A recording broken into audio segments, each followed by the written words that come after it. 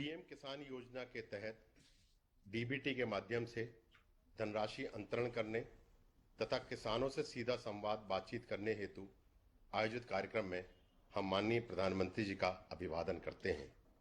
मैं केंद्रीय कृषि एवं कल्याण मंत्री नरेंद्र सिंह तोमर जी से स्वागत अनुमोदन हेतु अनुरोध करता हूं।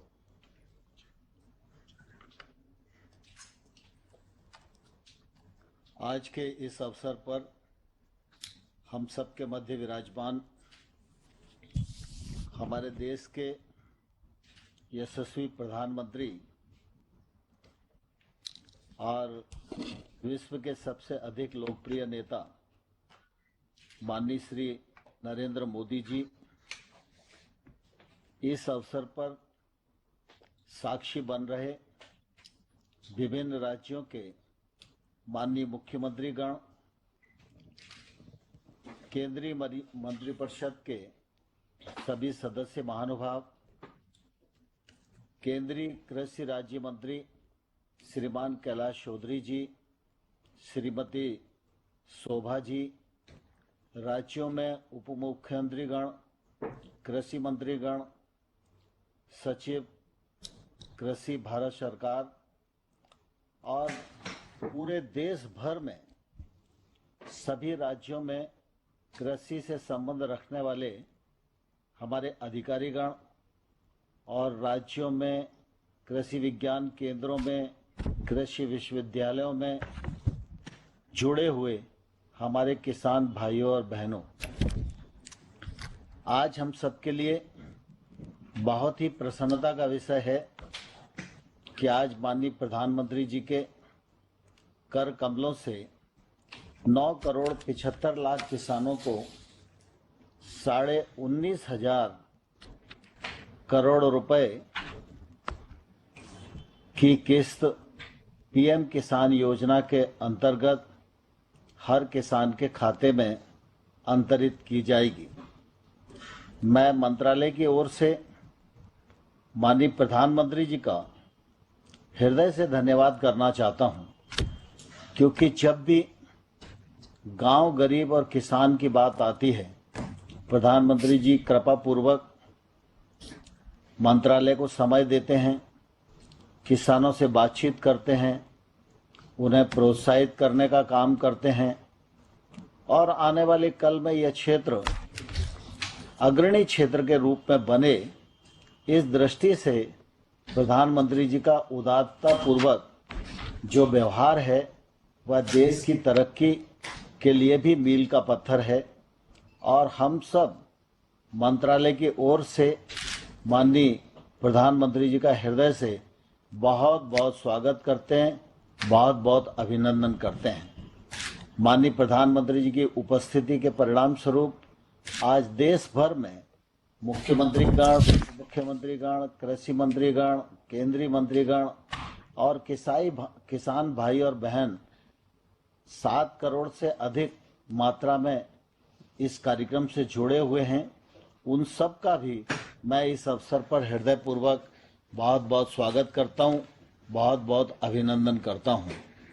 आज 9 अगस्त है और प्रधानमंत्री जी ने 9 अगस्त का समय देश के किसानों के लिए दिया है, लेकिन यह तिथि देश के इतिहास में बहुत ही महत्वपूर्ण स्थान रखती है। आज ही के दिन भारत छोड़ो आंदोलन का आगाज हुआ था। इस आंदोलन के परिणाम स्वरूप हमारे तमाम सारे स्वतंत्रता संग्राम सेनानियों के त्याग, तपस्या और बलिदान के परिणाम स्वरूप हमारा देश आज़ाद हुआ है। इस अवसर पर मैं सभी उपस्थित किसान भाइयों और बहनों की ओर से स्वतंत्रता संग्राम सेनानियों के चरणों में विनम्र श्रद्धांजलि प्रस्तुत करता हूं। सारा देश इस बात का साक्षी है कि प्रधानमंत्री नरेंद्र मोदी जी लगातार देश के सर्वांगीण विकास की दृष्टि से काम कर रहे हैं। समग्र विकास हो, संतुलित विकास हो, देश आगे बढ़े, दुनिया में भारत की साख बढ़े, दुनिया में भारत की ताकत बढ़े, इस दृष्टि से लगातार उनका प्रयत्न रहा है। देश इस बात का साक्षी है कि इस बार जब ओलंपिक होने वाला था तो ओलंपिक से पूर्व भी उन्होंने खिलाड़ियों से चर्चा की, उनको प्रोत्साहित किया, उनका उत्साहवर्धन किया।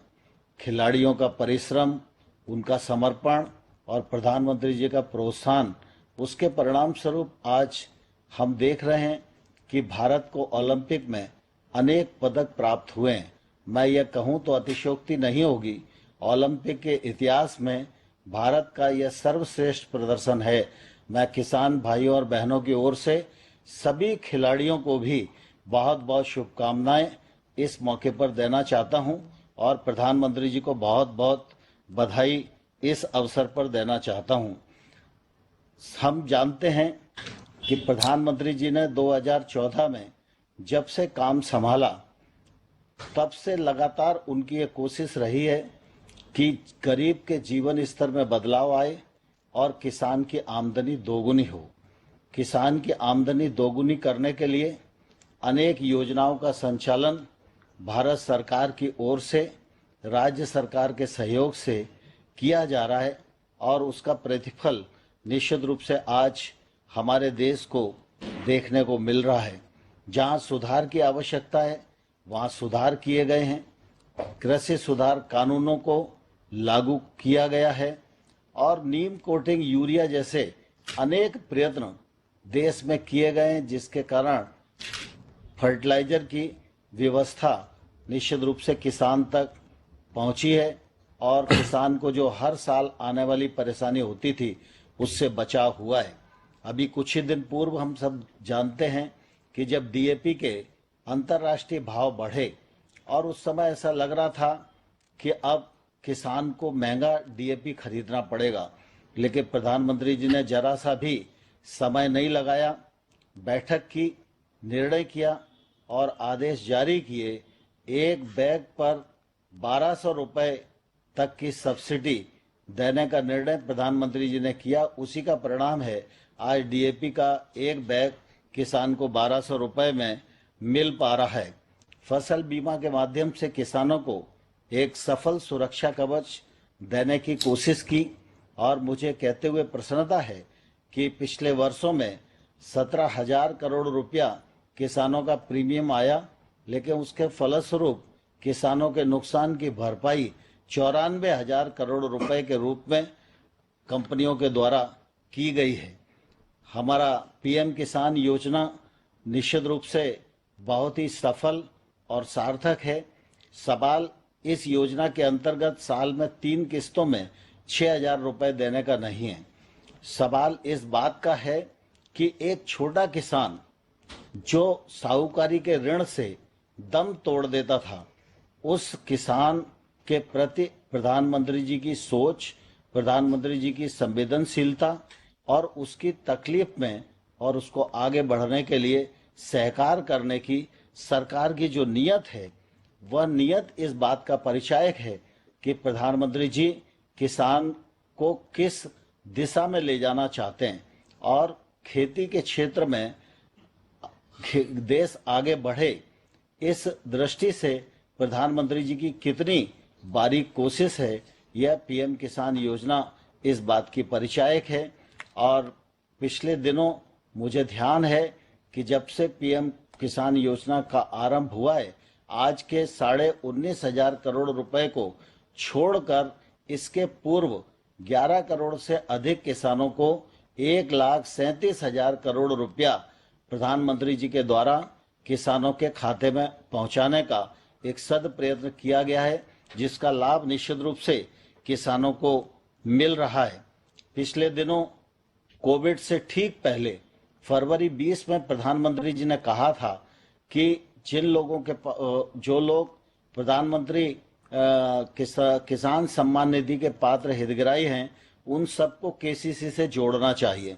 और इस अभियान की शुरुआत उत्तर प्रदेश के चित्रकूट में प्रधानमंत्री जी ने की थी और उसके बाद लॉकडाउन आया, कोविड आया और लगातार हम लोग संभल नहीं पा रहे हैं।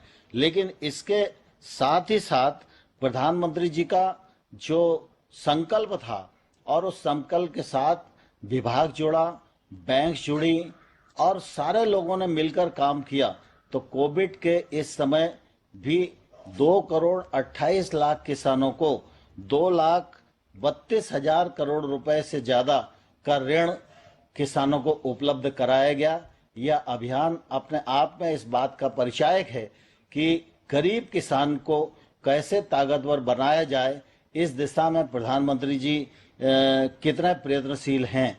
आज फिर हम एक बार सभी किसानों के साथ इस कार्यक्रम के माध्यम से मिल रहे हैं, लेकिन मैं किसान भाइयों और बहनों को एक और तो इस बात के लिए धन्यवाद देना चाहता हूं कि कोविड की प्रतिकूल परिस्थितियों में प्रधानमंत्री जी के दूरदृष्टि सोच के कारण तमाम प्रकार की कृषि के क्षेत्र को छूट दी गई।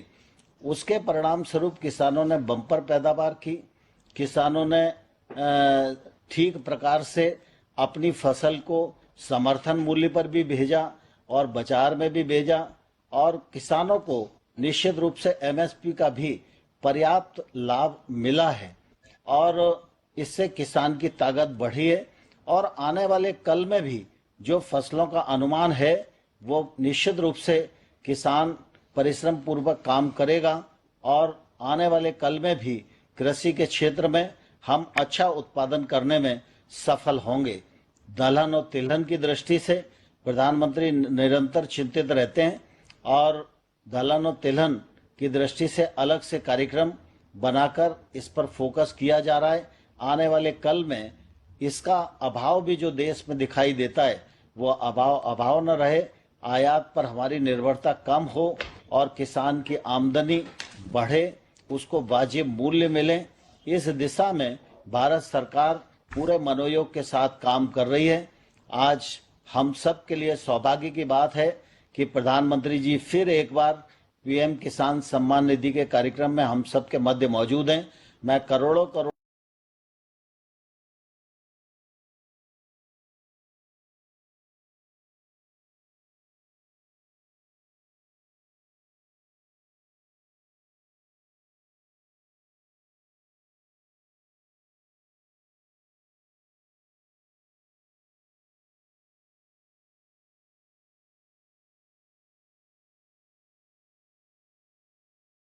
किसानों की ओर से माननीय प्रधानमंत्री जी का हृदय से बहुत बहुत खेती को आधुनिक बनाने, किसान साथियों के हितों को सुनिश्चित करने और उनको आत्मनिर्भर भारत का मजबूत भागीदार बनाने के लिए निर्णायक और व्यापक कदम उठा रही है। हमने दुनिया भर में कृषि क्षेत्र में क्या क्रांति आई है, क्या बदलाव आए हैं, क्या नए इनिशिएटिव आए हैं, क्या अर्थव्यवस्था के साथ कैसे जोड़ा है, सारी चीजों का गहन अध्ययन किया।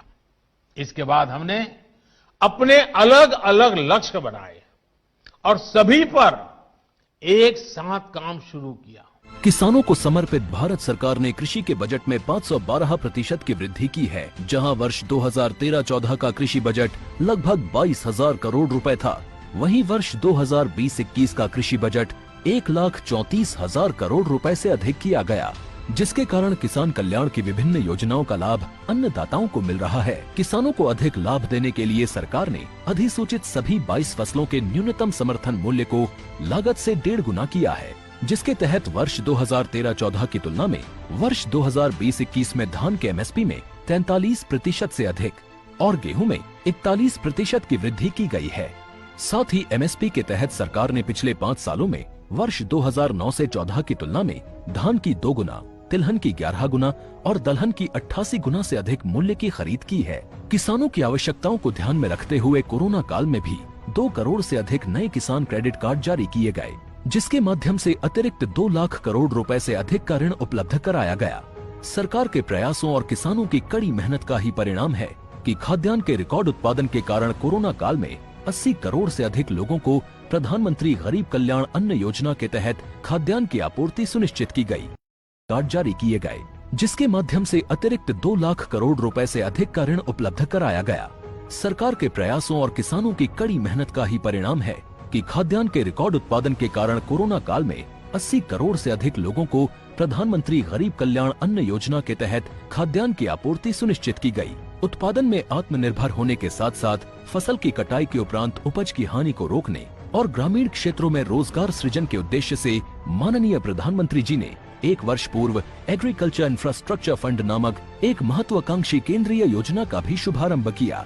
इस योजना ने मात्र 1 वर्ष में ही सफलता की कई नई मिसालें कायम की हैं, जैसे कि राजस्थान के लाभार्थी श्री यशवर्धन मुंद्रा ने सॉर्टिंग एंड ग्रेडिंग यूनिट लगाकर रोजगार के अवसर पैदा किए। कर्नाटक की महिला उद्यमी श्रीमती ममता वी ने प्राइमरी प्रोसेसिंग सेंटर लगाकर प्रगति की नई राह चुनी है। मध्य प्रदेश के लाभार्थी श्री विपिन त्रिपाठी ने एग्रीकल्चर वेस्ट से बायोफ्यूल बनाने का इनोवेटिव प्राइमरी प्रोसेसिंग सेंटर लगाया है। किसानों को आत्मनिर्भर बनाने के निरंतर प्रयासों में प्रधानमंत्री किसान सम्मान निधि योजना का महत्वपूर्ण योगदान है, जिसकी शुरुआत 24 फरवरी 2019 को माननीय प्रधानमंत्री श्री नरेंद्र मोदी जी के द्वारा की गई। पीएम किसान योजना का पूरा खर्च भारत सरकार वहन करती है, जिसके तहत लाभार्थी किसानों को प्रतिवर्ष 6,000 रुपए की सम्मान राशि 2,000 रुपए की 3 समान किश्तों में सीधे उनके बैंक खातों में हस्तांतरित की जाती है। सभी भू जोतधारी किसानों को इसमें शामिल किया गया है। पीएम किसान योजना की लोकप्रियता और सफलता इसी बात से प्रमाणित होती है कि अब तक 10 करोड़ से अधिक किसानों के बैंक खातों में 1,37,000 करोड़ रुपए से अधिक की राशि सीधे ट्रांसफर की जा चुकी है। योजना की 9वीं किश्त के रूप में आज माननीय प्रधानमंत्री श्री नरेंद्र मोदी जी पीएम किसान के 9.5 करोड़ से अधिक लाभार्थियों के बैंक खातों में 19,000 करोड़ रुपए से अधिक की सम्मान राशि ट्रांसफर कर रहे हैं। आत्मनिर्भर हो रहे हैं किसान, मिल रही है उनको एक नई पहचान। वीडियो प्रस्तुतिकरण के लिए धन्यवाद। अब हम माननीय प्रधानमंत्री जी से अनुरोध करेंगे कि वे बटन दबाएं और प्रत्यक्ष लाभ अंतरण के माध्यम से 9,75,46,378 किसानों को 19,508 करोड़ रुपए से अधिक की धनराशि का अंतरण करें। यह धनराशि लाभार्थियों के खाते में अंतरित हो जाएगी।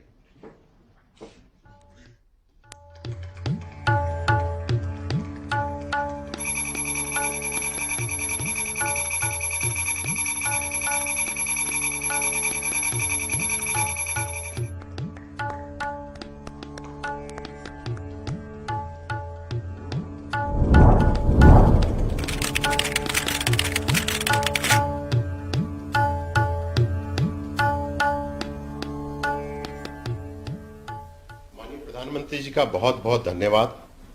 अब माननीय प्रधानमंत्री जी को पीएम किसान योजना के लाभार्थी गोवा से श्रीमती प्रतिभा वेलिप जी से संवाद हेतु आमंत्रित करेंगे, जो धान खेती की करती हैं, काजू, नारियल, सुपारी मिश्रित खेती करती हैं। श्रीमती प्रतिभा वेलिप जी। प्रतिभा जी नमस्ते। माननीय प्रधानमंत्री जी नमस्कार। तुम्हें मराठी बोलता है या कोंकणी बोलता है?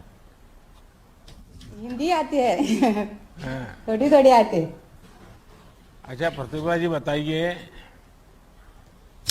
कि आप कितनी फसलों की खेती करती हैं? मुझे बताया 5 गया एकड़। कि आप किसी खास पद्धति का इस्तेमाल करती हैं। जरा मुझे भी उत्सुकता हो गई, जरा समझो आप क्या करती हैं। प्रधानमंत्री जी, मैं मिश्रित खेती करती हूँ। इसमें नारियल, काजू, सुपारी, केले आदि शामिल हैं। इसके साथ मैं श्री पद्धति से चावल की भी खेती करती हूँ, जिसमें कम खर्च में अच्छी पैदावार होती है।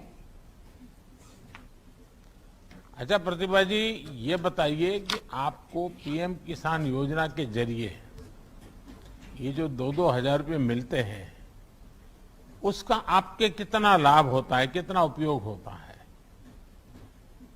इस योजना से राशि से मैं बीज, खाद, कीटनाशक लाने में खर्च करती हूँ।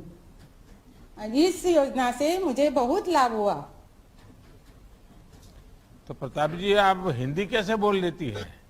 वहाँ आपके यहाँ तो सब कोंकणी बोलते हैं। कोंकणी बोल रहे हैं। हिंदी फिल्में देखती होगी आप? देखती है और स्कूल में पढ़ लिखा।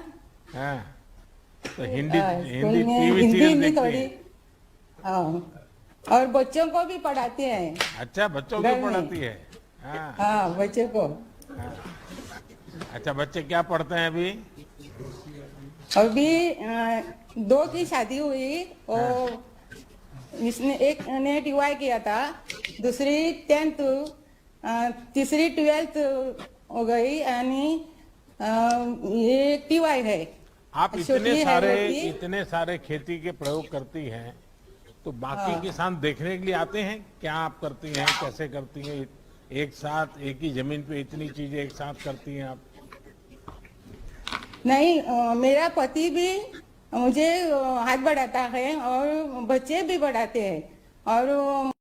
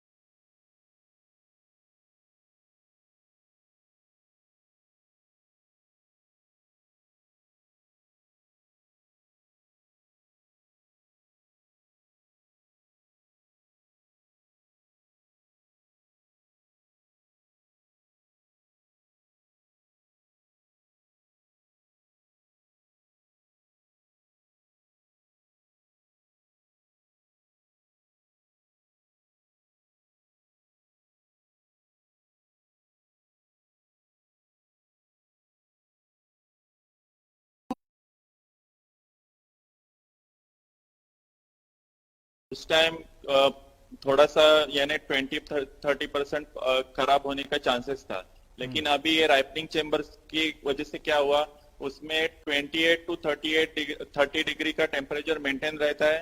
तो उसमें स्पॉन्जी टिश्यू का जो इश्यू रहता है एक्सेसिव टेम्परेचर की वजह से वो बिल्कुल चला गया।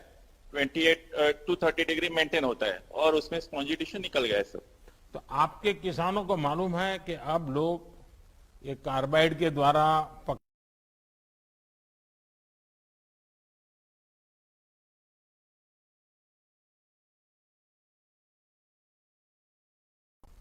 हाँ बिल्कुल, अभी समझो हमने खुद का अभी प्रोडक्ट बना दिया। अभी मैंने क्या किया है, मार्केट बना दिया। मेरा जो ब्रांड है उसका नाम लग दिया श्री विश्वेश्वर मैंगोज, और उसके ऊपर मैं लिख सकता हूँ कि साइंटिफिकली प्रूवन ऑर्गेनिक राइपन, ऐसे लिख सकता हूँ।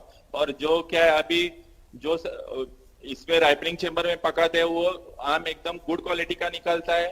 तो उसमें जो विष जो होता है कार्बाइड की वजह से वो होता नहीं है, और यानी पूरा हानिकारक नहीं है, एकदम सेफ है। देवेंद्र जी ये बताइए कि आपके मन में ये विचार कैसे आया कि आप ये फल पकाने का प्रोजेक्ट शुरू करें? सर ये एक प्रॉब्लम आया था। अभी देखो कोविड का पीरियड आ गया। सर ये एक प्रॉब्लम आया था। अभी देखो कोविड का पीरियड आ गया। कोविड की वजह से मंडियां बंद रही, तो अभी करने का क्या? तो एग्रीकल्चर डिपार्टमेंट ने रत्नागिरी में से बहुत अच्छा काम किया। उन लोगों ने हम फार्मर लोगों का क्या, तो उधर से हमको फोन आना शुरू हो गए कि हमको आम चाहिए करके, लेकिन उनको आम पका के चाहिए था। तो हमको उस वक्त मेरे पास राइपनिंग चेम्बर नहीं था, तो मैं दूसरी जगह जाता था पकाने के लिए, या अपने अलग लगा लेता था आड़ी। तो उसमें 10-15 दिन लगते थे, तो मेरे अपने अलग लगा लेता था आड़ी, तो उसमें 10-15 दिन लगते थे, तो मेरे को टाइम कंज्यूमिंग लग रहा था। तो सोचा चलो अपना राइपनिंग चेम्बर हो सके, तो मैं खुद बैंक ऑफ इंडिया मारुति मंदिर को मिला। उन्होंने बोला कि मेरे को अभी ऐसा ऐसा करना। बैंक ऑफ इंडिया मारुति मंदिर को मिला। उन्होंने बोला कि मेरे को अभी ऐसा ऐसा करने का है राइपनिंग चेम्बर। तो बोले कि एग्रीकल्चर इंफ्रास्ट्रक्चर करके एक स्कीम है, उसमें आप ये कर सकते हैं प्रोजेक्ट। तो मैं प्रोजेक्ट कर सका और मेरे को फायदा भी हो गया उससे। अच्छा, आपने कितना लोन लिया था? आपको ये लोन मिलने में कोई दिक्कत तो नहीं आई? किसी से कोई नहीं। बीच में बिचौलिया कटमनी मार तो नहीं गया ना? नहीं, बिल्कुल नहीं। 16 लाख का टोटल लोन था और मैं कोई प्रॉब्लम भी आई नहीं। जैसे मैं बैंक में गया तो बैंक ने मेरे को खूब अच्छी तरह से कोऑपरेट किया। उन्होंने 2 हफ्ते में मेरा लोन सैंक्शन कर दिया और पोर्टल में भी उन्होंने भर दिया सब। देवेंद्र जी, आप इंजीनियर हो गए और खेती में वापस आ गए, तो माताजी पिताजी को थोड़ा नाराजगी तो हुआ होगा शुरू में? पिताजी तो मेरे नहीं है, लेकिन माताजी मेरे को पहले से बोलती है खेती करो। तो वो भी उसकी माँ की भी मेरी बैकग्राउंड है, वो खेती की है, तो उन्होंने पहले से प्रमोट किया। पहले मेरे को ही जाने का था इंजीनियरिंग में, लेकिन मैं ही ऐसे खेती में। आपने अपनी माताजी की इच्छा पूरी कर दी। बराबर सर। देवेंद्र जी, देखिए, ये आप एक उदाहरण है कि जब एक किसान खुद ही उद्यमी बनता है और जब पढ़ा लिखा नौजवान खेती में आता है तो कितना बड़ा बदलाव आ सकता है। आज आप अपने प्रोजेक्ट के जरिए ना सिर्फ अपने परिवार का बल्कि अपने साथी किसानों का भी एक प्रकार से भला भी कर रहे हैं और उनके अंदर कुछ करने की भावना भी जगा रहे हैं। देवेंद्र जी, आपने बताया कि आपको लोन कितनी आसानी से मिल गया। आज से 6-7 पहले तो गरीब किसानों को लोन मिलने में कितनी दिक्कत आती थी, वो सब जानते हैं। हमारी कोशिश है कि हमारे किसानों को पैसों की, संसाधनों की किसी तरह की कमी ना हो। हम इसी प्रयास में लगे हैं। चलिए देवेंद्र जी, आपको बहुत शुभकामनाएं और आपका माताजी को भी बहुत प्रणाम, जिन्होंने आपको ये संस्कार भी दिए, शिक्षा भी दी और आपको खेती के काम में फिर से लगा दिया। आपकी माताजी को भी मेरा प्रणाम। सर जी, आप आम के सीजन में जरूर आ जाइए। अरे वाह, देखिए रत्नागिरी का आप तो बड़ा फेमस रहता है भाई, लेकिन इस बार तो आप लोग बाढ़ के कारण भी बहुत परेशान हो गए। बारिश ने भी बहुत आपको हैरान कर दिया, लेकिन आपके निमंत्रण के लिए बहुत धन्यवाद आपका। धन्यवाद जी। अब मैं उत्तर प्रदेश के श्री श्यामाचरण उपाध्याय जी को आमंत्रित करूंगा, जो कृषि अवसंरचना कोष के स्थापित परियोजना के लाभार्थी हैं। श्री श्यामाचरण उपाध्याय जी एक एफपीओ के संचालक हैं, उसके निदेशक भी हैं। श्री उपाध्याय जी। श्यामाचरण जी नमस्ते। नमस्कार सर। श्यामाचरण जी, बताइए कि आपके पास जमीन कितनी है और आप स्वयं कितनी फसल उगाते हैं? मेरा नाम सर श्यामाचरण उपाध्याय है। मैंने Maddy aroma agro producer company का गठन किया सन 2018 में और अपने 517 सदस्यों के माध्यम से हम औषधि एवं सघन फसलों की खेती करा रहे हैं। पहले क्या करते थे? पहले सर मैंने वनस्पति विज्ञान से स्नातक किया था और बीएड की डिग्री प्राप्त की थी। हमारे पिताजी फार्मर थे। उसके बाद मैं एक इंश्योरेंस कंपनी में एजुकेटिव ऑफिसर के पद पर था। तो उसके बाद मेरा लगाव जो था कृषि की तरफ था, और चूंकि वनस्पति विज्ञान से मैंने स्नातक किया था तो औषधि और इन पौधों की तरफ ज्यादा रुचि थी मेरी। तो मैंने सीमैप से ट्रेनिंग ली। आप तो सरकार को भी जानते हैं, आप सब्जेक्ट को भी जानते हैं और पूरी तरह आपने तो जीवन इसमें खपाया है, तो मुझे तो पक्का विश्वास है कि आपको सरकार की किस योजना का लाभ लेना चाहिए, कैसे लाभ लेना चाहिए, इसका पूरा पक्का ज्ञान होगा आपको। तो हाँ सर, तो अभी जो है एग्रीकल्चर इंफ्रास्ट्रक्चर फंड से हमारे जनपद में Seemanchal ice and chilling plant लगा हुआ है। तो हम अपनी औषधि फसलें हैं, फल हैं, सब्जियां हैं, तो इनको उसमें रखते हैं। जब मूल्य कम होता है, लेकिन जैसे ही मूल्य बढ़ता है तो वहां से निकाल कर हम मार्केट में बेचते हैं। तो इससे हमारे सदस्यों को, फार्मर सदस्यों को काफी लाभ हो जाता है और उसकी गुणवत्ता भी बनी रहती है। अच्छा उपाध्याय जी, ये बताइए कि पहले जब आप अकेले बाजार में फसल बेचते थे और अब आप एक एफपीओ बनाकर फसल बेचते हैं, तो आपको तो फर्क समझ आता होगा, लेकिन जो किसान आपके साथ जुड़े हैं वो क्या फर्क महसूस करते हैं? जी सर, हमारे जो सदस्य फार्मर हैं उनके लगभग 280 एकड़ भूमि है, 200 हेक्टेयर भूमि है। तो हमारा उद्देश्य ये है कि जो हमारे सदस्य किसान हैं वो परंपरागत खेती के साथ साथ नवीन फसलें करें, उनकी वैल्यू एडिशन करें और मार्केट में अच्छा मूल्य प्राप्त करें। और इनकम अच्छी होती है पहले की तुलना में? हाँ जी सर। कितना फर्क आया होगा? अब कितना फर्क आया होगा? पहले मानो 100 रुपया मिलता था, तो अभी कितना मिलता होगा? जी सर, पहले मानो अगर 100 रुपये मिलता था तो आज 100 के बदले में कितना मिलता होगा? पहले से सर काफी अच्छा हो रहा है इस समय, क्योंकि एक तो ये एग्रीकल्चर इंफ्रास्ट्रक्चर फंड से ये जो हमारा चिलिंग प्लांट बना, इससे भी हमको काफी इनकम में वृद्धि हुई है। क्योंकि हमको मूल्य में, जैसे हमारा मूल्य बढ़ता है तो हम इससे निकालकर मार्केट में बेच देते हैं, तो इससे काफी हमको राहत मिली है। उपाध्याय जी, मुझे बताया गया कि आप लोग भी अपने जिले में बने आइस एंड चिलिंग प्लांट का इस्तेमाल करते हैं। ये जो सुविधा मिली है, इसके कारण भी आपकी फसलों को काफी फायदा होता होगा? सर, इससे ये है कि जब फसल तैयार होती है तो उस समय जो मूल्य अगर होता है, कम होता है, तो हम उसका उपयोग इस योजना के तहत तो उसमें रख देते हैं, और जैसे ही मूल्य बढ़ता है, हम देखते हैं मार्केट में मूल्य अच्छा है तो हम इसको निकालकर मार्केट में बेच देते हैं। तो इससे हमें काफी लाभ है। पहले हमको तुरंत बेचना पड़ता था। देखिए श्यामा जी, आपने खुद बताया कि जब हमारे किसान एक एफपीओ बनाकर उपज बेचते हैं तो उनके जीवन में कितना बड़ा फर्क पड़ता है। इसी तरह जिले में एक आइस एंड चिलिंग प्लांट बनने में भी कितना बदलाव आया है। पिछले 6-7 साल में हमारी सरकार किसानों की आय दोगुनी करने के लिए ऐसे ही इकोसिस्टम बनाने का प्रयास कर रही है।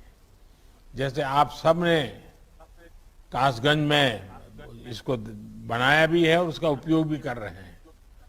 कोल्ड स्टोरेज देने के लिए आपको बहुत बहुत बधाई। हमारे जिला में ये योजना हमको मिली है, आपको बहुत बहुत बधाई। बहुत चलिए, मेरी भी आप सबको बहुत शुभकामनाएं हैं और आप सब किसान बहुत प्रगति करें। धन्यवाद। अब हम माननीय प्रधानमंत्री जी से नेशनल सैफरन मिशन के तहत जम्मू और कश्मीर स्थित केसर पार्क के एक लाभार्थी से सीधा संवाद स्थापित करने के लिए अनुरोध करेंगे। मैं जम्मू कश्मीर के पंपोर जिले के श्री अब्दुल मजीद वानी को आमंत्रित करूंगा, जो सैफरन पार्क की योजना के लाभार्थी हैं। श्री अब्दुल जी। अब्दुल जी नमस्कार। नमस्कार जी। नमस्कार जी। अब्दुल जी बताइए आप खेती के संबंध में जरा। मैं सर यहाँ एक सैफरान ग्रोवर हूँ सर। पिछले 30 साल से मैं यही खेती कर रहा हूँ खुद ही।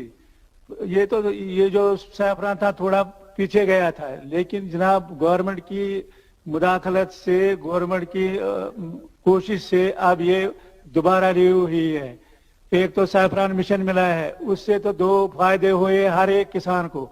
एक तो मिल गया उसको कि नई टेक्नोलॉजी मिल गई, दूसरा सर उसको कि इंसेंटिव में मिल गए, उसके साथ साथ जो उसने नया तरीका लगाया अपनी खेत में, उसका इंसेंटिव भी आ गया और उसको क्रॉप भी बढ़ गया। तो ये एक मिशन के तहत हमारी बहुत साफरान जितने भी ग्रोवर है सबको सर फायदा आ गया है इसका। अब्दुल जी, आपकी जमीन कितनी है? है सर जमीन बहुत, लेकिन सर 30-40 कनाल में हमारी सैफरान ही है सर, सिर्फ सैफरान ही है सर। अच्छा, पहले कितनी कमाई होती थी, अब इसमें ज्यादा कितनी कमाई होती है?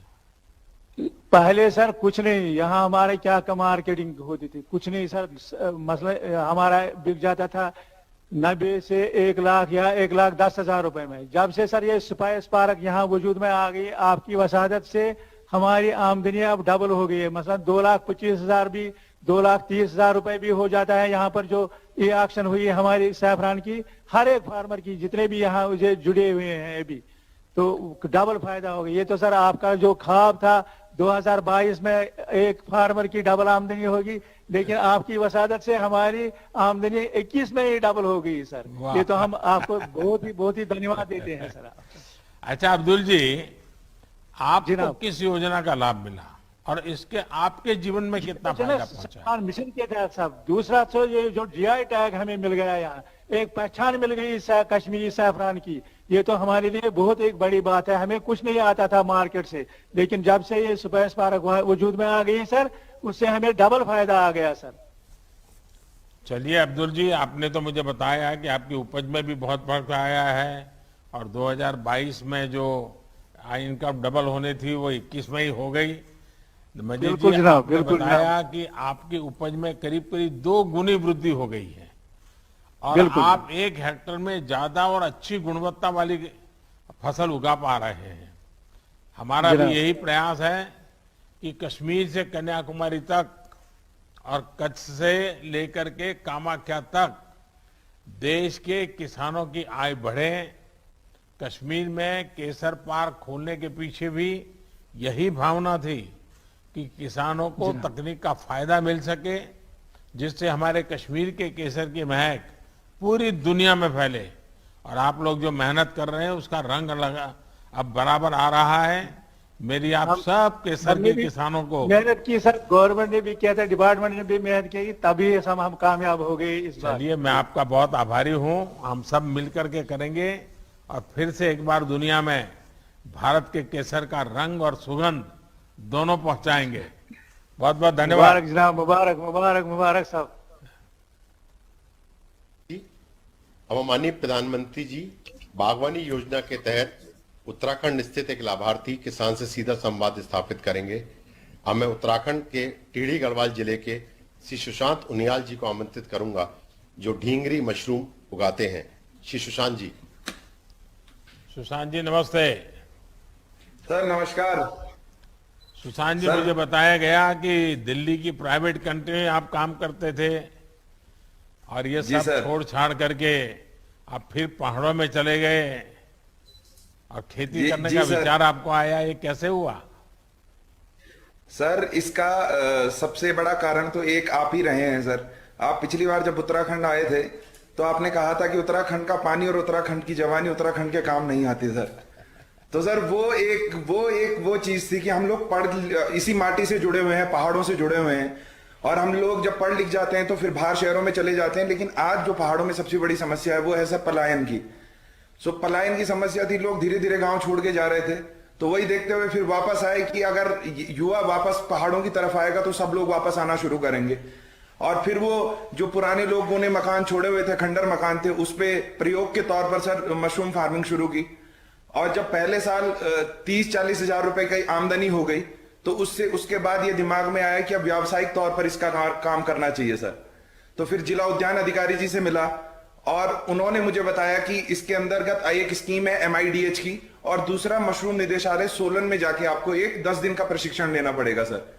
वहां गए, वहां से प्रशिक्षण लेने के बाद और 28.68 लाख रुपए की सर मैंने एक प्रोजेक्ट रिपोर्ट उद्यान विभाग को दी, जिसमें से 8 लाख रुपए का अनुदान MIDH स्कीम के द्वारा मुझे दिया गया सर, और 18.68 लाख रुपए मुझे बैंक द्वारा ऋण दिया गया सर। अच्छा सुशांत जी, आपको मशरूम के ही क्यों चुना? सर मशरूम चुनने का सबसे बड़ा कारण ये रहा सर कि एक तो यहाँ पे जो किसानी होती है उसमें थोड़ा बंदर फसल को बर्बाद कर देते हैं, जंगली सूकर होते हैं वो बर्बाद कर देते हैं फसल। ये मशरूम की जो खेती है सर ये पूरी तरह से इंडोर है, और तो इसलिए, और एक और मुख्य जो सबसे बड़ा कारण है सर, ज्यादातर मशरूम की खेती कंट्रोल्ड एनवायरनमेंट में की जाती है, एसी लगाए जाते हैं टेम्परेचर मेंटेन करने के लिए। लेकिन हमारे यहाँ पे जो सबसे अच्छी चीज है सर, 9 महीने तक इसकी जलवायु इसको प्राकृतिक तौर पर इसको सपोर्ट करती है, तो ये फैसला इसलिए लिया गया सर। देखिए, आपको मालूम होगा हिमाचल में सोलन मशरूम सिटी के नाम से जाना जाता है। जी अब सर, आपने भी अपनी सर। एक पहचान बनानी चाहिए, तो और भी किसान जुड़े हैं क्या इसमें? सर बहुत ये सबसे अच्छी बात रही है सर कि बहुत सारे लोग आते हैं, और अभी तक टिहरी के आसपास ही कम से कम 3-4 छोटी छोटी यूनिट बनना शुरू हो गई हैं सर, जिस जिले में मैं हूं। उसके अलावा हम किसानों के लिए जो बहुत ज्यादा पढ़े लिखे नहीं है सर, बहुत ज्यादा साक्षर किसान नहीं है, तो उनको हम एक चीज का अश्योरेंस देते हैं कि आप सिर्फ मशरूम उगाइए, अगर आपको कहीं मार्केटिंग में किसी भी प्रकार की कोई समस्या होती है तो वो हम आपका प्रोडक्ट मार्केट करके जाएंगे, आप उगा के हमें दे दीजिए, हम आपका मशरूम बेच के आएंगे सर। सुशांत जी, आप जो काम कर रहे हैं जी सर। उसमें जैसा आपने बताया कि सरकार ने इतना पैसा दिया, बैंक से आपसे पैसा मिला, क्या बाकी किसानों को भी अब ये इसी प्रकार की मदद मिल रही है? जी सर, बिल्कुल मिल रही है सर, क्योंकि हॉर्टिकल्चर की MIDH स्कीम, जब भी उद्यान अधिकारी गांव में भी आते हैं तो वो भी लोगों को इस प्रकार बताते हैं। और सबसे अच्छी चीज ये होता है सर कि जितने भी पुराने, जैसे अब मेरी यूनिट को 2 साल हो गए हैं सर, तो हर एक किसान को वहां से मेरा नंबर दे दिया जाता है, जिसको अगर कोई प्रशिक्षण भी लेना है और क्या क्या फॉर्मेलिटीज होंगी उसके लिए, वो सारा का सारा उसको बता दिया जाता है सर हमारे द्वारा। ये आपका स्थान कहां पर है? ये सर टिहरी गढ़वाल डिस्ट्रिक्ट है सर, उत्तराखंड का, और उसका एक विकास खंड है चंबा, उससे 7 किलोमीटर आगे सर उत्तरकाशी के लिए एक रोड जाती है जो गंगोत्री जाती है, गंगोत्री धाम, वहीं पे 7 किलोमीटर आगे है सर, रोड से 7 किलोमीटर आगे। जी सर। सुशांत जी, बहुत अच्छा लगा कि दिल्ली में पढ़ाई और नौकरी करने के बाद आप अपने गांव में लौटे, और आपने सही पकड़ा। मैं जब भी उत्तराखंड में आया हूं एक बात बोलता रहता था कि उत्तराखंड का हमारे पहाड़ों का एक प्रॉब्लम रहता है कि पहाड़ों का पानी और पहाड़ों की जवानी पहाड़ के काम नहीं आती है, और इसलिए हमने उसको उलट करना है। आज आपके माध्यम से वो उलट हो रहा है, और पहाड़ की जवानी फिर पहाड़ के काम आ रही है। ये मेरे लिए बहुत खुशी की बात है। वहां पर लोगों को पलायन न करने के लिए आपने प्रेरित किया है।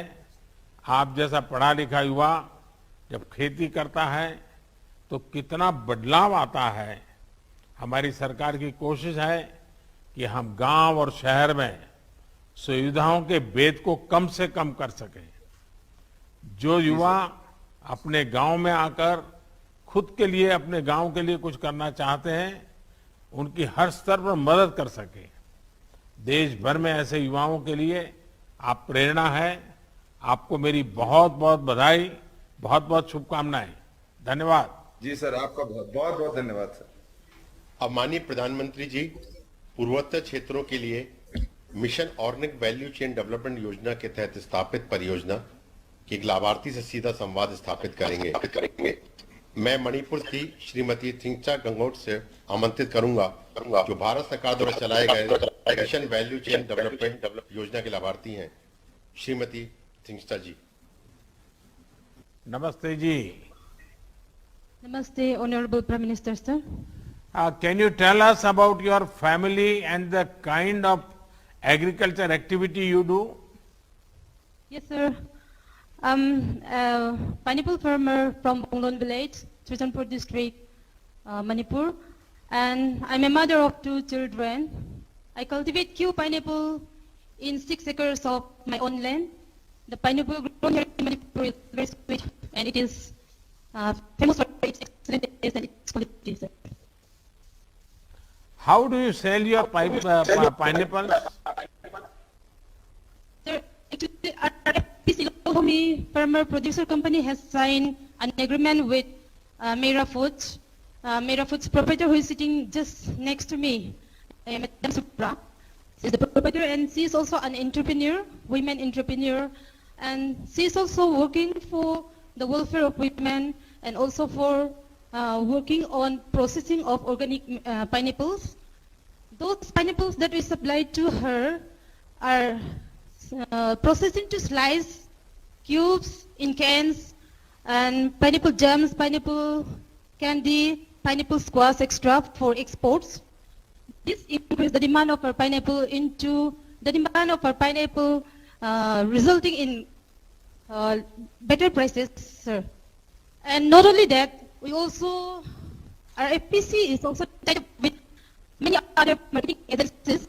They send our pineapple to other states, to many major cities of the country, and even to Europe, sir. Aja, what assistance, benefit have you got from the government? Sir, the assistance that we get from the government are like MOVCD NER scheme. Under that MOVCD NER scheme, we get free planting materials and DBT, direct bank transfer of rupees 7,500 for 2 years to buy organic input. And organic certifications were also issued to the farmers and also from farmer producer company. And before that, in the year 2014-15, my farm income was only rupees 50,000 with productivity of 12 metric ton per hectare. And after joining this MOVCD scheme and with the introduction of this organic farming, our farming condition is getting much better than before. So now I can earn my farm income rises to 4 lakhs with productivity of 25 metric ton per hectare, sir. And besides this, sir, I myself is also one of the PM Kisan beneficiary. I received 2,000 each in every installment, sir. All this assistance helped my agriculture more productive and profitable, sir. चलिए, बहुत बहुत धन्यवाद आपका। इस समय तो पूरा देश मणिपुर का फैन हो गया है। ऐसा लग रहा है लोग मणिपुर को मीरापुर बोलने लग गए हैं। पहले ओलंपिक प्रदर्शन में मीराबाई चानू और अब आप और आपका एफपीओ पूरे भारत के किसानों के लिए प्रेरणा है। आपने बताया कि आपकी आय बढ़ गई है। मेरा यही मानना है कि अगर किसान उपज में वैल्यू एडिशन करता है, सप्लाई चेन का हिस्सा बनता है, तो उसकी आय काफी बढ़ जाती है। आप इसका बहुत बड़ा उदाहरण है। आप ऐसे ही अच्छा काम करते रहिए। सरकार की तरफ से आपको पूरा सहयोग मिलेगा। मणिपुर सरकार भी काफी कर रही है, भारत सरकार भी कर रही है, और ये डबल इंजन की सरकार आपके विकास और किसानों की भलाई के लिए काम कर रही है। बहुत बहुत धन्यवाद, बहुत बहुत शुभकामनाएं। Thank you, sir, for the introduction, sir. Before we wind up, I would like to take the honor of inviting you to come to visit and visit our farm. You can visit the place. Thank you. Thank you for the introduction, sir. धन्यवाद। Thank you.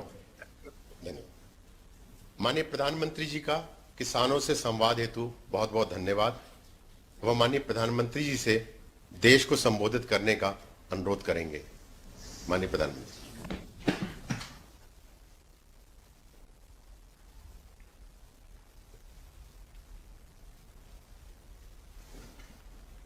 नमस्कार जी।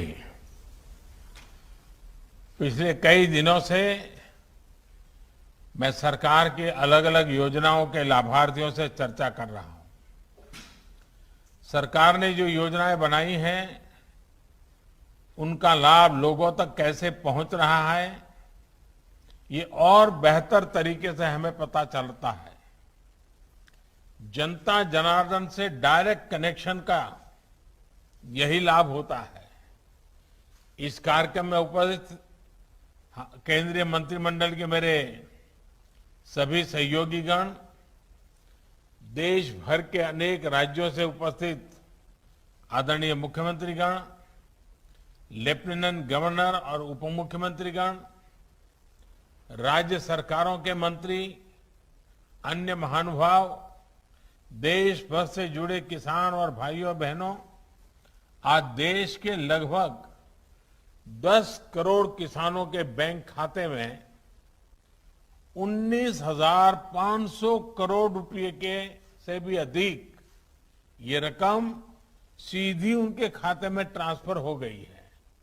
और मैं देख रहा हूं कई अपने mobile में चेक कर रहे हैं आया है क्या, और फिर एक दूसरे को ताली दे रहे हैं। आज जब बारिश का मौसम है और बुआई भी जोरों पर है, तो ये राशि छोटे किसानों के बहुत काम आएगी। आज 1 लाख करोड़ रुपए के कृषि ट्रांसफर इंफ्रास्ट्रक्चर फंड को भी 1 साल पूरा हो गया है। इसके माध्यम से हजारों किसान संगठनों को मदद मिल रही है। भाई और बहनों, सरकार किसानों को अतिरिक्त आय के साधन देने के लिए, नई नई फसलों को प्रोत्साहित करने के लिए पूरी तरह प्रतिबद्ध है। मिशन हनी बी ऐसा ही एक अभियान है। मिशन हनी बी के चलते बीते साल हमने लगभग 700 करोड़ रुपए के शहद का एक्सपोर्ट किया है, जिससे किसानों को अतिरिक्त आय हुई है। जम्मू कश्मीर का केसर तो वैसे भी विश्व प्रसिद्ध है। अब सरकार ने ये फैसला लिया है कि जम्मू कश्मीर का केसर देश भर में नाफेड की दुकानों पर उपलब्ध होगा।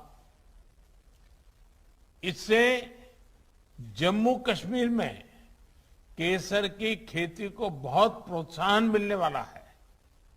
भाई और बहनों, आप सभी से ये संवाद ऐसे समय में हो रहा है जब हम आजादी का अमृत महोत्सव मना रहे हैं। अब से कुछ दिन बाद ही 15 अगस्त आने वाला है। इस बार देश अपना 75वां स्वतंत्रता दिवस मनाने जा रहा है।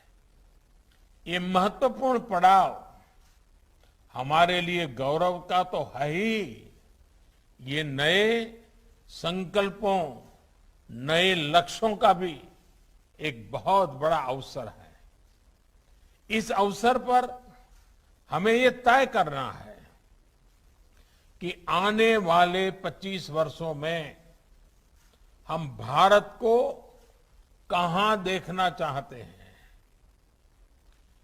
देश जब आजादी के 100 वर्ष पूरा करेगा 2047 में, 2047 में, तब भारत की स्थिति क्या होगी, ये तय करने में हमारी खेती, हमारे गांव, हमारे किसानों की बहुत बड़ी भूमिका है। ये समय भारत की कृषि को एक ऐसी दिशा देने का है जो नई चुनौतियों का सामना कर सके और नए अवसरों का भरपूर लाभ उठा सके। भाई और बहनों, इस दौर में बहुत तेजी से हो रहे बदलावों को हम सभी साक्षी हैं। चाहे मौसम और प्रकृति से जुड़े बदलाव हो, खान पान से जुड़े बदलाव हो, या फिर महामारी के कारण पूरी दुनिया में हो रहे बदलाव हो। हमने बीते 1.5 वर्ष में कोरोना महामारी के दौरान इसको अनुभव भी किया है। इस कालखंड में देश में ही खान पान की आदतों को लेकर बहुत जागरूकता आई है। मोटे अनाज की, सब्जियों और फलों की, मसालों की ऑर्गेनिक उत्पादों की डिमांड अब तेजी से बढ़ रही है। इसलिए भारतीय कृषि उसको भी अब इसी बदलती आवश्यकताओं और बदलती मांग के हिसाब से बदलना ही है। और मुझे हमेशा से विश्वास है कि हमारे देश के किसान इन बदलावों को जरूर आत्मसात करेंगे। साथियों, इस महामारी के दौरान भी हमने भारत के किसानों का सामर्थ्य देखा है। रिकॉर्ड उत्पादन के बीच सरकार ने भी प्रयास किया है कि किसानों की परेशानी कम से कम हो। सरकार ने खेती और इससे जुड़े हर सेक्टर को बीज, खाद से लेकर अपनी उपज को बाजार तक पहुंचाने के लिए हर संभव प्रयास किए हैं, उपाय किए हैं। यूरिया की सप्लाई निर्बाध रखी, डीएपी जिसके दाम अंतर्राष्ट्रीय बाजार में इस कोरोना के चलते कई गुना बढ़ गए, उसका बोझ भी हमारी सरकार ने किसानों पर पड़ने नहीं दिया। सरकार ने तुरंत इसके लिए 12,000 करोड़ रुपए का इंतजाम किया। साथियों, सरकार ने खरीफ हो या रबी सीजन, किसानों से एमएसपी पर अब तक की सबसे बड़ी खरीद की है। इससे धान किसानों के खेतों में लगभग 1,70,000 करोड़ रुपए और गेहूं किसानों के खाते में लगभग 85,000 करोड़ रुपए डायरेक्ट पहुंचे हैं। किसान और सरकार की इसी साझेदारी के कारण आज भारत के अन्न भंडार भरे हुए हैं। लेकिन साथियों, हमने देखा है कि सिर्फ गेहूं, चावल, चीनी में ही आत्मनिर्भरता काफी नहीं है, बल्कि दाल और तेल में भी आत्मनिर्भरता बहुत आवश्यक है। और भारत के किसान ये करके दिखा सकते हैं। मुझे याद है कि कुछ साल पहले जब देश में दालों की बहुत कमी हो गई थी, तो मैंने देश के किसानों से दाल उत्पादन बढ़ाने का आग्रह किया था। मेरे उस आग्रह को देश के किसानों ने स्वीकार किया। परिणाम ये हुआ कि बीते 6 साल में देश में दाल के उत्पादन में लगभग 50% की वृद्धि हुई है। जो काम हमने दलहन में किया या अतीत में गेहूं, धान को लेकर किया, अब हमें वही संकल्प खाने के तेल के उत्पादन के लिए भी लेना है। ये खाद्य तेल में हमारा देश आत्मनिर्भर हो, इसके लिए हमें तेजी से काम करना है। भाइयों और बहनों, खाने के तेल में आत्मनिर्भरता के लिए अब राष्ट्रीय खाद्य तेल मिशन ऑयल पाम का संकल्प लिया गया है। आज देश भारत छोड़ो आंदोलन को याद कर रहा है, तो इस ऐतिहासिक दिन ये संकल्प हमें नई ऊर्जा से भर देता है। इस मिशन के माध्यम से खाने के तेल से जुड़े इकोसिस्टम पर 11,000 करोड़ रुपए से अधिक का निवेश किया जाएगा। सरकार ये सुनिश्चित करेगी कि किसानों को उत्तम बीज से लेकर टेक्नोलॉजी, उसकी हर सुविधा मिले। इस मिशन के तहत ऑयल पाम की खेती को प्रोत्साहन देने के साथ ही हमारी जो अन्य पारंपरिक तिलहन फसलें हैं उसकी खेती को भी विस्तार दिया जाएगा।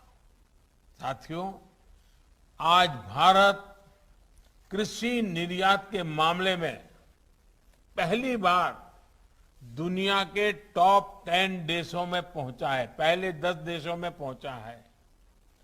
कोरोना काल में ही देश ने कृषि निर्यात के नए रिकॉर्ड बनाए हैं।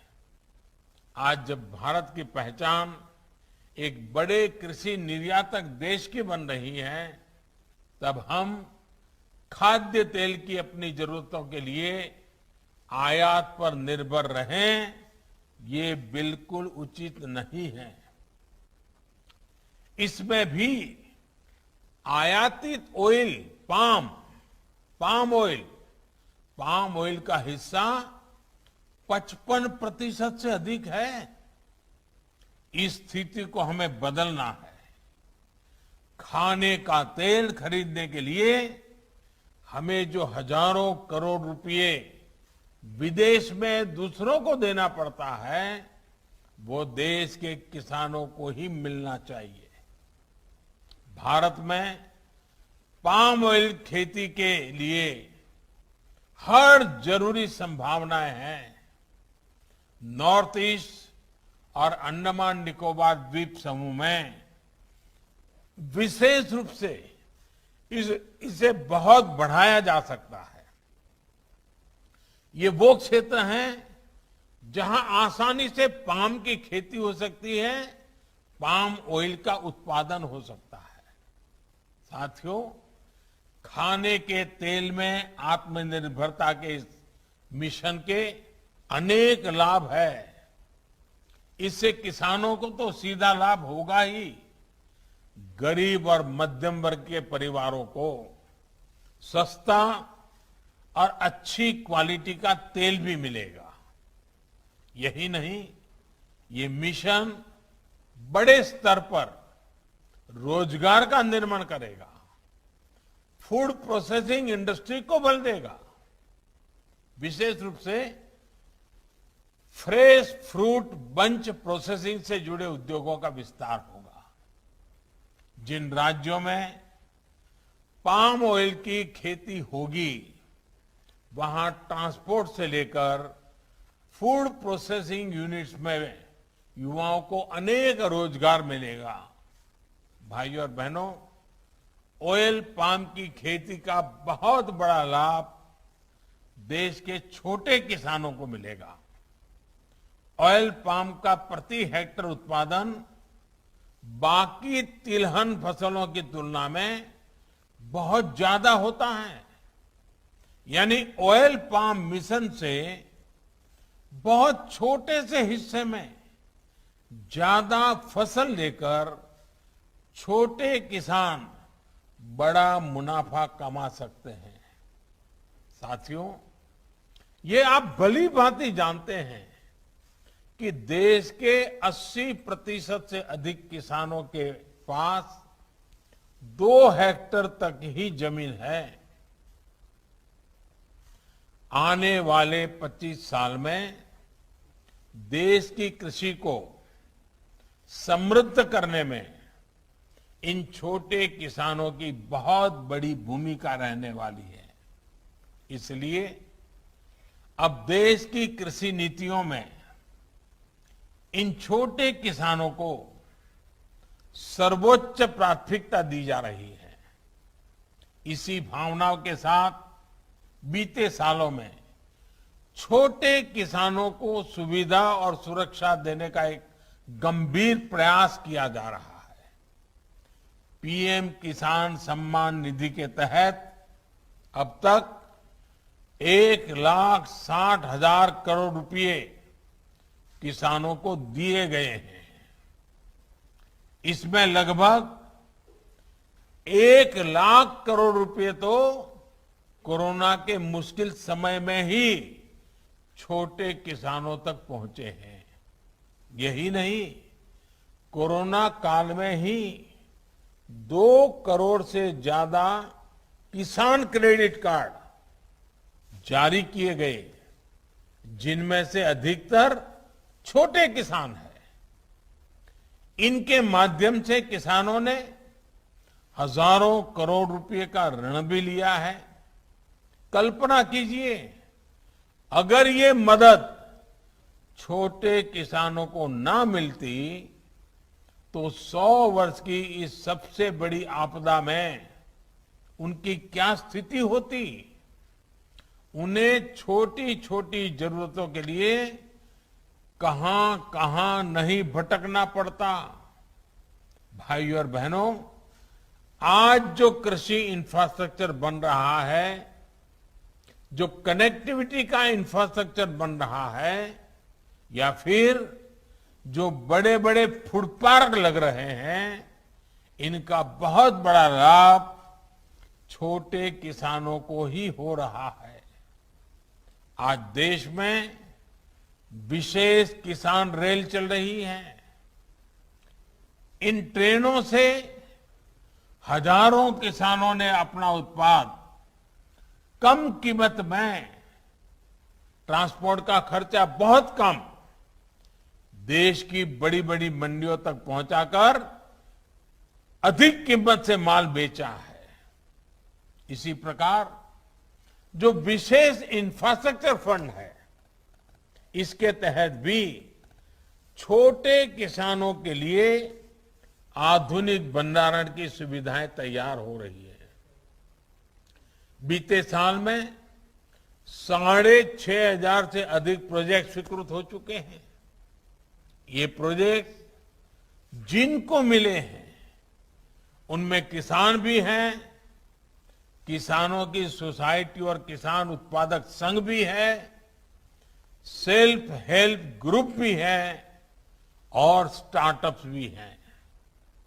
हाल में एक और बड़ा फैसला लेते हुए सरकार ने तय किया है कि जो राज्यों में हमारी सरकारी मंडियां हैं, उनको भी इस फंड से मदद मिल सके। इस फंड का उपयोग करके हमारी सरकारी मंडियां बेहतर होगी, ज्यादा मजबूत होगी, आधुनिक होगी। भाइयों और बहनों, इंफ्रास्ट्रक्चर फंड हो या फिर 10,000 किसान उत्पादक संघों का निर्माण, कोशिश यही है कि छोटे किसानों की ताकत को बढ़ाया जाए, छोटे किसानों की बाजार तक पहुंच भी अधिक हो और बाजार में मोल भाव करने की उनकी क्षमता भी वृद्धि हो। जब एफपीओस के माध्यम से सहकारी तंत्र से सैकड़ों छोटे किसान एकजुट होंगे तो उनकी ताकत सैकड़ों गुना बढ़ जाएगी। इससे फूड प्रोसेसिंग हो या फिर निर्यात, इसमें किसानों की दूसरों पर निर्भरता कम होगी। वो स्वयं भी सीधे विदेशी बाजार में अपना उत्पाद बेचने के लिए स्वतंत्र होंगे। बंधनों से मुक्त होकर ही देश के किसान और तेजी से आगे बढ़ सकेंगे। इसी भावना के साथ हमें आने वाले 25 साल का एक संकल्प को सिद्ध करना है। तिलहन में आत्मनिर्भरता के मिशन में हमें अभी से जुट जाना है। एक बार फिर पीएम किसान सम्मान निधि के सभी लाभार्थियों को मेरी बहुत बहुत शुभकामनाएं, बहुत बहुत धन्यवाद।